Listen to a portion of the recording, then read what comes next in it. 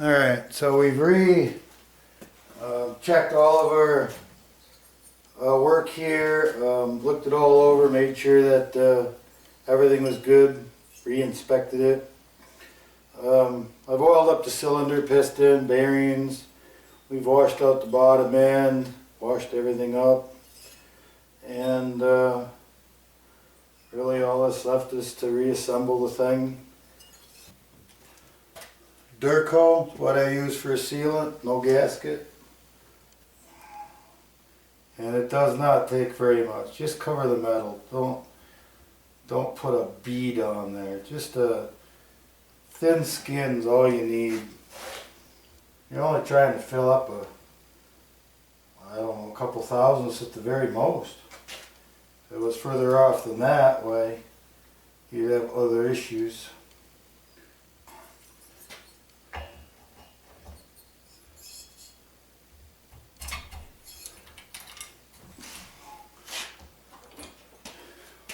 If you hook a ring there when you're putting that cylinder on there, you don't want to continue to force it. You'll just break a ring. Just start over. You'll get it sooner or later.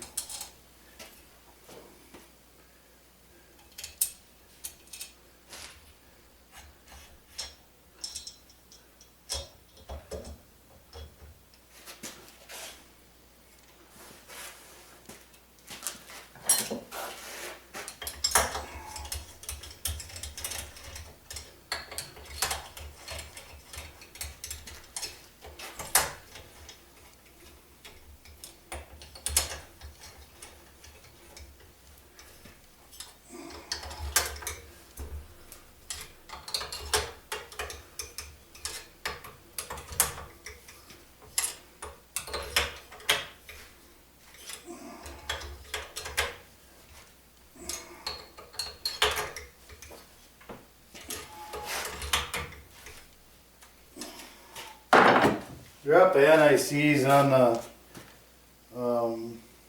decomp valve. Not gonna hurt nothing. I recommend it.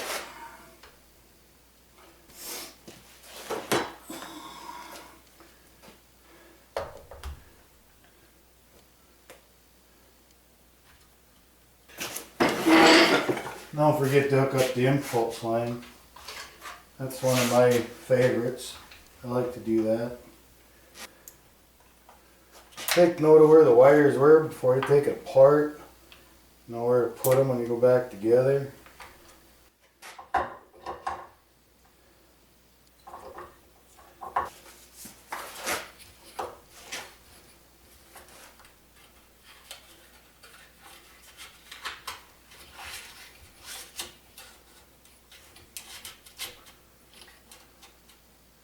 Business card works pretty good to gap flywheels with, coils. When you're working with screws that go into plastic, make sure that you got them back in the same thread as it originally was. Turn it backwards just a little bit, you always feel it drop into the thread. There it is. Make sure that oiler gear goes in the groove, or in that little notch.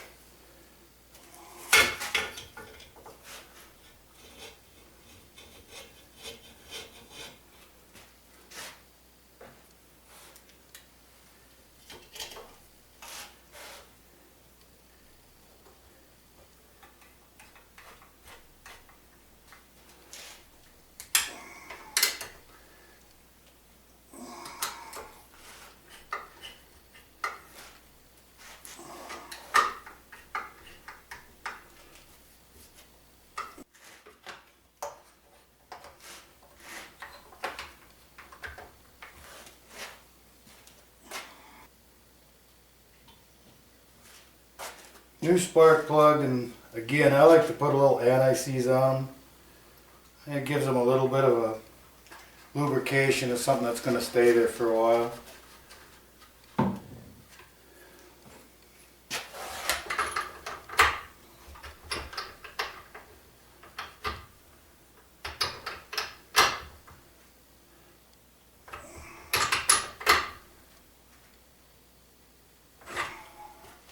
A lot of guys strip spark plug holes out and they want to blame it on over tightening, and the reality is that you're probably under tightening and they get loose, and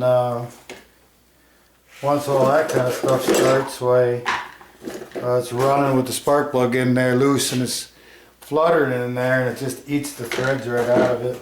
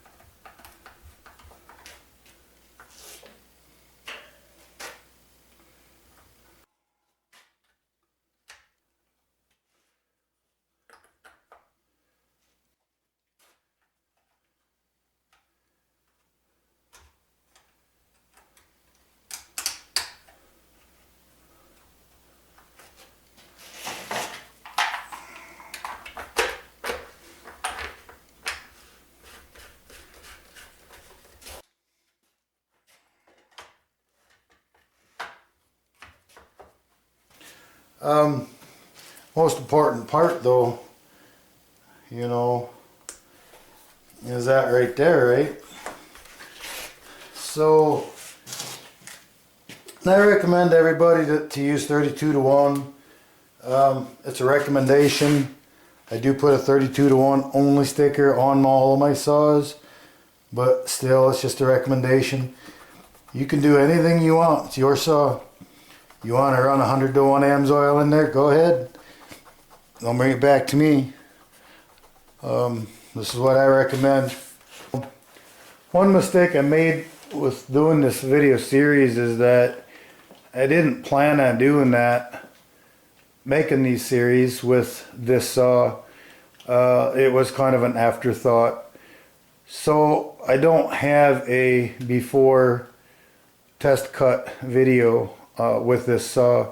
I had it completely tore apart before I decided to do the video series. So, but I think most everybody will get kind of a basic idea.